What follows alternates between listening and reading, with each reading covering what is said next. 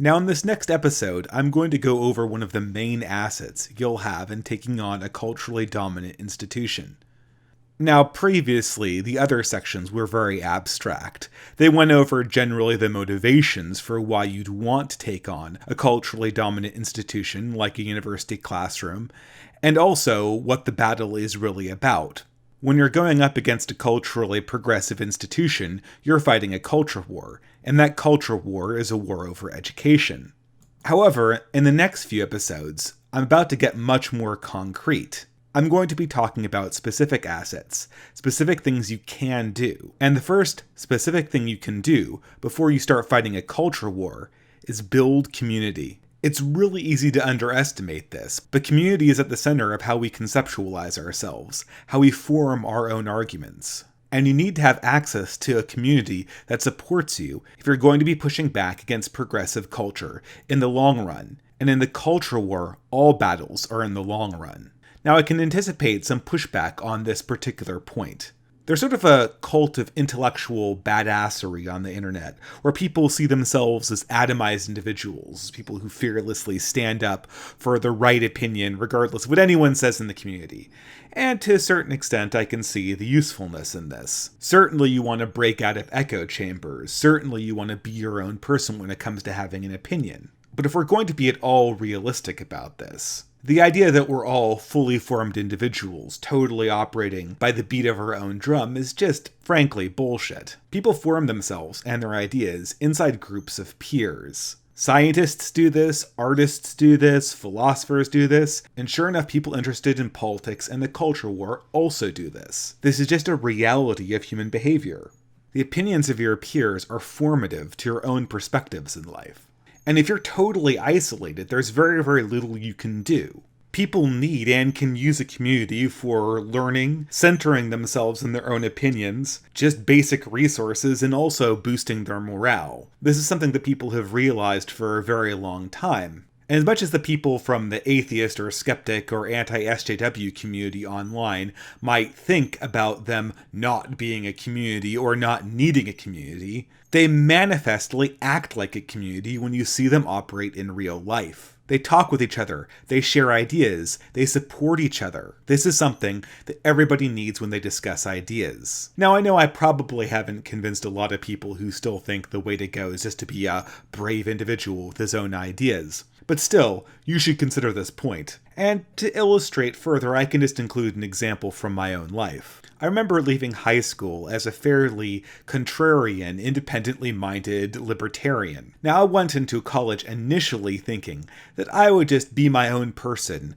always follow the arguments where they led, and pay no heed to the crowd. Now, after some first very unpleasant experiences, of which I already alluded to earlier in this series, I resolved to take a less outspoken stance and pass the remainder of my college years as a more or less apolitical engineering student. But what happened in the subsequent 3 or 4 years is even more interesting. Sure enough, I never really heard any arguments that dissuaded me away from my libertarian position. Sure enough, I never saw any evidence that showed that those assumptions were wrong.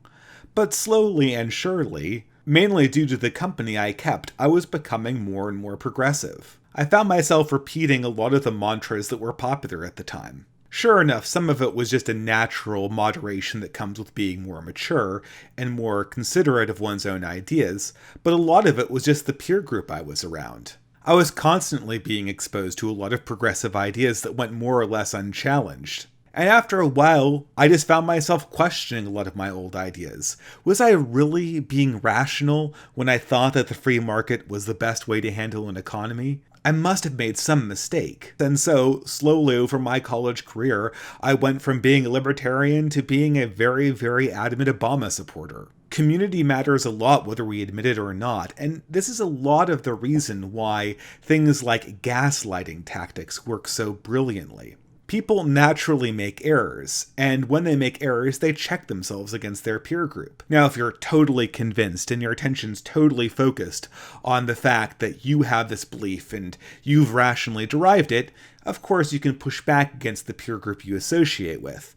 But for the most part, there's going to be a slow erosion away from whatever position you've come to, and towards the position of the group that you associate with, in general. When people complain about being gaslighted, they're complaining that an artificial community is using artificial peer pressure to convince them that one of their well-held beliefs and properly held beliefs is actually incorrect. This is also of particular importance when it comes to things that I like to call basic beliefs or basic premises, the things that you base your worldview on. As I've said in other talks, a lot of these properly basic beliefs or proper premises aren't derived from anything logical or any experience or any data. These are the groundworks from which you build your model of the universe, and they occur prior to seeing any argument. However, these premises and these basic values and these basic beliefs are reinforced by the community which you choose. If you isolate yourself, you're setting yourself up for an existential crisis in which a lot of the premises that you're building your worldview on might just crumble away out from under your feet. And it will do so without you ever experiencing an argument or any reason to change your perspective on the universe. Now, before people accuse me of trying to construct some kind of echo chamber where my beliefs can never be challenged, I think we don't really understand what's going on here. I'm not proposing never changing your beliefs, or never questioning your values, but what I'm saying is that once you've committed yourself to a value or a basic ideal, people should not lose those basic values and ideals to the forces of erosion and ideological indolence. If I'm going to have a spiritual revelation and re-examine my life, if I'm going to have my worldview challenged, it better be through some experience or argument, something epic. I don't want to just drain away into conformity because everyone else around me just sort of parrots the same ideas and I absorb them slowly over time. For me, community acts as sort of an insulation towards plain carelessness, in much the same way that Vice President Pence, or ironically enough, the hyper-progressive writer Ta-Nehisi Coates handles marriage. You consciously avoid situations ahead of time that you know will implicitly challenge your faith, and challenge the commitments you made previously when you were in a better frame of mind. These are just mental tricks, and there's nothing unethical about using them. Now, having established this, we might ask ourselves, what do we really need in a community that will help us push back against a dominant cultural institution, or specifically, push back against the progressive culture that predominates in our own contemporary society? Well, here I'd really like to harken back to the previous portion of this series, specifically when we answered the question of what the culture war is. And I think I made the case that the culture war is fundamentally a battle over education and who will impart their ideas to new people and new thinkers. And as such, a community or an alternative community that you will seek to support your efforts to push back in the culture war will naturally be a place of education, a place where ideas can be discussed. I'm not really talking about fantasy sports leagues or video game guilds or nightly soccer clubs, which, while they may be all well and good and a very valuable part of your life as a community-based individual, are not really the types of things that will help you resist. Now, of course, if you find like-minded individuals in these various organizations, that could indeed be a very good start, but is not really the community qua community that we're talking about yet. The types of community that we're talking about are explicitly places where ideas are taught, learned, and discussed. This has to be a place where people are aware of the issues that the culture war touches on. This has to be a place where people express opinions on those issues. And this also has to be a place where people are seeking to grow, to learn about new things, and to go forward as more mature individuals into society. This has to be, as many contemporary academics would say, a learning community. Ideally, this community would have a number of other qualities about it to be useful in any kind of culture war purpose. First, the community has to be at least somewhat open. It can't be some kind of elitist country club that requires membership. It has to be at least somewhat interested in reaching out and finding new members. If this is some kind of fraternal society or plain old fraternity that's interested mostly in doing things with members only behind closed doors, and no new members need apply, it really isn't good for purpose. Moreover, the specific community can't be dominated by progressives and SJW types to begin with. You're not going to march into the middle of an ACLU meeting and turn it back towards the true faith of libertarianism, no matter how much you feel that's the case, because the members there are already aligned towards the progressive political cause. And sure enough, this goes for every major activism group out there that's already been colonized by these SJW types. And of course, I know this goes for a lot of organizations that ordinarily promote geeky and fringe culture. The social justice warriors have been redoubling their efforts to capture pretty much every institution out there and turn it to their ends.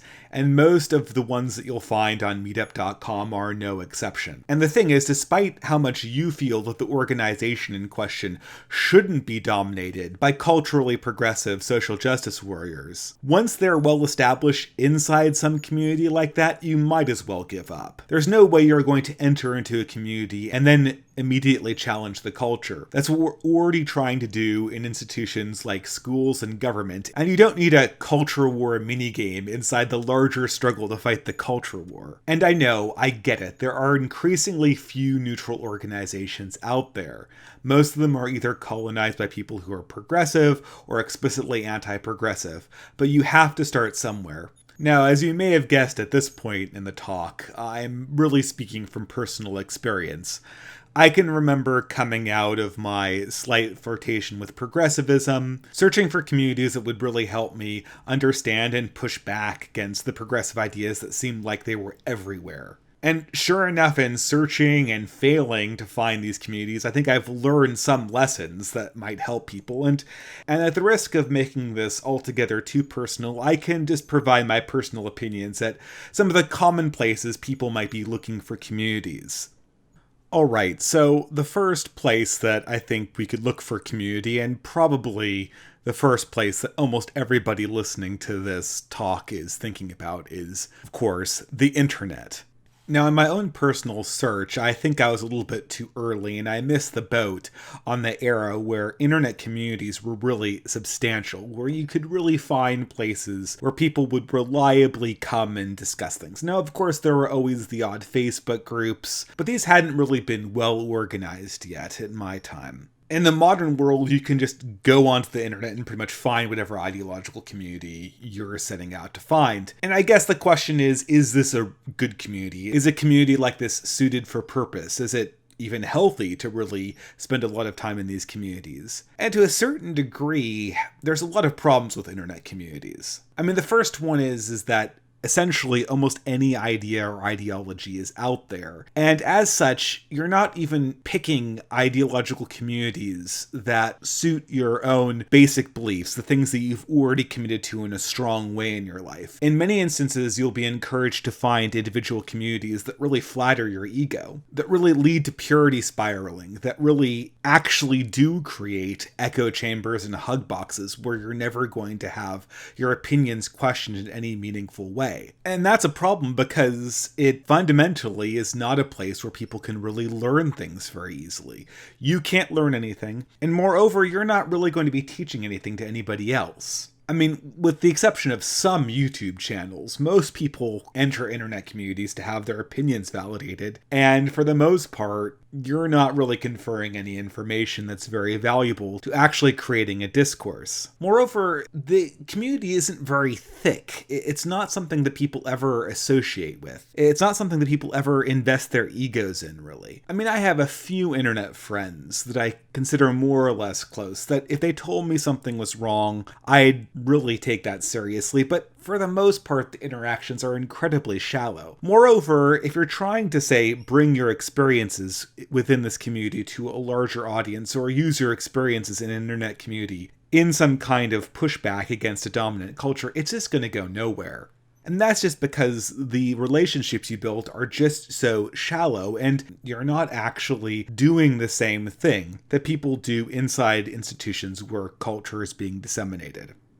Okay, so second on the list, and probably also fairly high up in what sort of immediately occurs to you, are things like political parties or political action committees. Now, of course, these indeed are real-life places where people come together and discuss issues of politics and the culture war. But for the most part, I haven't found them really very robust for a variety of reasons. The first one is that these institutions exist in very close relations to actual political campaigns. And as such, you get a lot of people who are interested in careers, you get a lot of people who are interested in basically pushing forward a particular agenda, and everything is very, very deracinated. It's very clean. It's very focus grouped. People come to political parties and political organizations to push things. They don't come to discuss. Now, of course, it's useful to sort of get your bearings, to get a community of like-minded individuals that really understand the world in similar ways to you, but it's not going to be a place where learning occurs, where new ideas are explored. Moreover, political parties have bad reputations. People hear opinions that come out of political parties, and they know everyone is there sort of with preconceived notions. They know that there's no open minds there. So interactions within these groups always have the problem that they wear their opinion on their sleeve, sometimes literally. Moving right on from political parties, I'm sure some people will also be thinking, why not churches? Now, of course, I've had a very good experience with finding community inside church groups. If you get an amazing church, you can have everything. It is a basis of emotional and spiritual support. They help you grow as a person in learning and understanding of the universe. And I do not want to detract from that at all. But several caveats. First, a church is not necessarily the place you want to go to because culture war. Churches are there for the worship of God, and using them for secondary purposes is just dishonest. So that can't occur. Moreover, the really amazing churches that make their parishioners grow, both in faith and in ideas, are really quite rare. The modern American church does not have the robust intellectual framework that it once had decades ago, and for the most part, a lot of these places are just hollowed out husks of what they used to be. Now, if you're a believer, it is essential to work and make your church community more robust, but you can't always count on that same church community to be the same intellectual learning community that you'll need for purposes of this exercise. So again, I will urge caution. Now, I think moving on from this example, we can now get to perhaps the more rarefied communities, the communities that are more explicitly directed to the cause of facilitating learning and exploring ideas. And I'm thinking here of things like debate societies, philosophers clubs that you'd find on some place like meetup.com, places where people come and talk about things. And these can be useful for a variety of purposes. You can find people who are interested in philosophy. But again, to get to some of the problems you might find here, these institutions are dominated by progressives. If you live in a major metropolitan area, these things are oftentimes just replete with SJWs, and oftentimes the most shrill people you'll ever encounter. These are the people who go out of their way to find people with opinions they don't like and shut them down. Now, every now and again, you can find a real gem among the rushes, and you should absolutely keep your eyes open for these. But caution is needed, and you never want to be in a position where you're trying to insert yourself or create some kind of anti-progressive insurgency in an institution that's already dominated by progressives. Again, you're trying to find a base of support. You're not trying to play another culture war inside the one that you're already living on a larger scale. So I guess people might ask, if I could do things all over again, where would I look for communities that might be resistant to modern progressive culture, or that might be robust places of learning?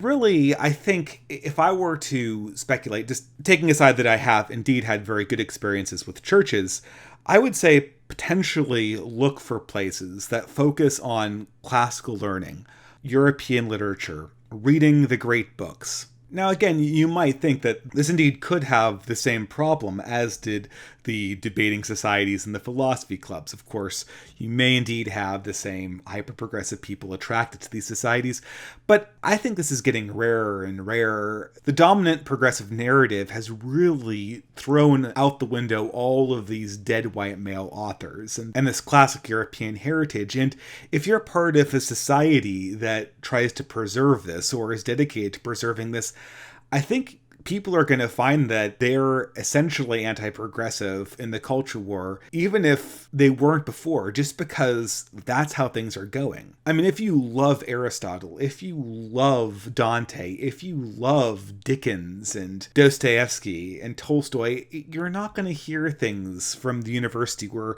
professors are throwing out Western civilization courses and see that as something that you can accommodate. People in organizations that celebrate Western culture are going to understand these further encroachments by cultural Marxism as being a threat. People in societies that celebrate Western culture are going to understand that the continuous erosion of Western literature and Western art in the curriculum is their problem at some level. I mean, somebody has to be around that appreciates these books if they're going to be celebrated. So I think there might be opportunity here just to find organizations that might not have been anti-progressive or countercultural in a previous age, but will be forced to take a countercultural position just because those are the signs of the time. And the same thing could be said for a lot of special interests out there. I mean, as Gamergate demonstrated, a lot of special interest groups might have an anti-progressive spin to them or a countercultural spin to them if those SJW types start coming after them in earnest. Now, there's probably one other type of organization or community that people probably are thinking of that I'm going to deal with very quickly here, and that is the explicitly anti-progressive or anti-SJW community. The community that exists for the sole purpose of being not progressive. To some degrees, this solves all of the problems, right? You know, the people there are all for the same purpose. You know, people are interested in learning about ideas that refute the progressive and dominant cultural narratives, so on and so forth. And this can be useful, but again, the problem is that this kind of community will not be very thick. A community that bases itself on purely negative ideas can't go anywhere in the long term. And I think we're seeing this to some degree with the skeptic community online and the skeptic community in general. It keeps on fracturing because at the end of the day, they're not there for something, they're there to oppose something. And that never really keeps together in the long run. Now, of course, I just listed 5 or 6 examples of communities, and indeed, I've listed problems with building a community or finding a community in each one, but I shouldn't be too negative. Each of these approaches have different advantages and disadvantages, but I think it's important to keep in mind the various pitfalls that could befall you when you're trying to form a community, when you're trying to find a community. And indeed, there can be many diverse starting points, but it's all really the same end point. And the end point of this exercise and the end point of this step is to have a place where you can go and discuss and learn that is not dominated by the culture that you're looking to resist. There has to be a place that you know that you can bounce ideas off of, that you can grow as an individual, where your mentors and your peers are not the dominant culture that you're trying to push back against. That's the most important thing. And in all of the examples I listed, you have to be able to work and grow the institution to better serve that purpose, to better facilitate your own education. Really grow both the institution and yourself in the process. And I think if this is done right, you really have the foundation for a thriving community and an opportunity to improve yourself as the person. And here I set out some do's and don'ts that really outline how you might be able to better facilitate the growth of yourself and your community. Alright, so the first real tip or direction I would give is just straight up honesty. Don't be deceptive. Come in with your motivations very clear to yourself and everybody involved in the community. Now, I know in this conversation, in this series of talks, I'm speaking very strategically. I'm treating community in a functional sense, in a tactical sense. And in a lot of ways, I'm speaking as if we could just summon up our interests in these various communities, as if we be making and joining these communities for the sole purpose of pushing back in a culture war. And while community development is very important in a culture war, you never want to be building or entering a community solely for the purpose of aggrandizing some larger cultural aim or insecurity. Now, if you're interested in fighting the culture war, you should absolutely be looking for a community. but only actually decide to become a part of that community if you're interested in what that community is doing. And this goes doubly for places like churches. You don't want to be treating sacred institutions as if they're instrumental to some larger purpose.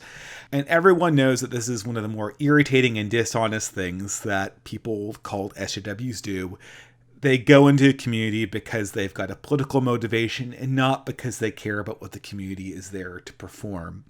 So in that sense, honesty is always the most important value for building either yourself or a community that you're interested in. Never be deceptive, just be honest. So the next tip I would give here also is always remind yourself that in the types of communities where people are discussing ideas, controversies, issues that would generally come up in the culture war, remind yourself that this is a learning community. Now, I know that's a buzzword that a lot of people in the academy use all the time, but it's very, very helpful. So what does it mean? Well, a learning community means is that you're there to learn and teach and grow. You're not there to flatter your ego. You're not there to demonstrate to everyone what a badass you are. You're there to teach or learn. And in the interactions with people you have in this community, always ask yourself, is the behavior I'm exhibiting well suited for either teaching or learning? I mean, really, if it's a neutral environment, people should be open to both, but you should be opposed to neither. If somebody knows more about you in a given subject or has some special insight, you shouldn't feel threatened by that. You should feel open to increasing your own knowledge. And the same goes for somebody who is very ignorant, somebody who doesn't have the right ideas. This is an opportunity for you to grow as a teacher. I mean, you can always tell a poisonous ideological community when people take great offense at people knowing more things or being more right than they are,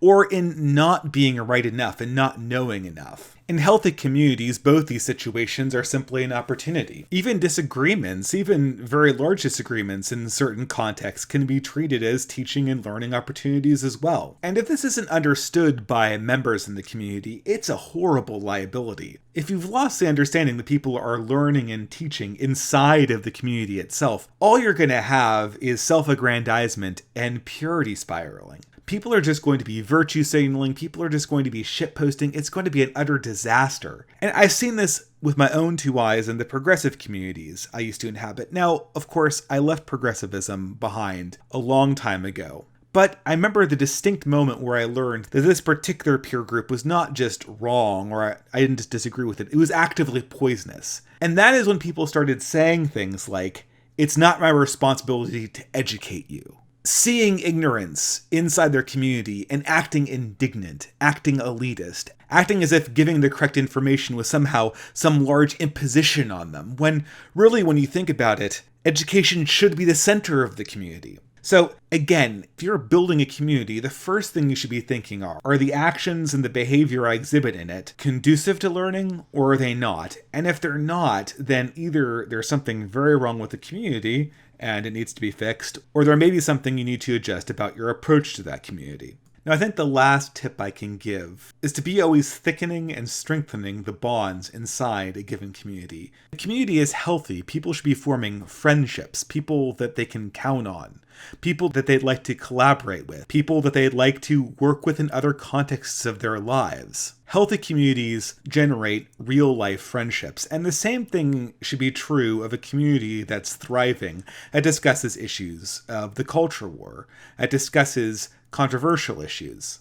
Now, I think in a previous age, this tip would go without saying, but in the present world where so much of our interaction is online, I think it really does need to be said again. And sure enough, in many of the communities I listed off as possible options, thickening and strengthening community bonds with friendship would be very, very difficult. I mean, people spend hours of time on the internet, but how many friends do they actually have? How many relationships that are strong are actually formed?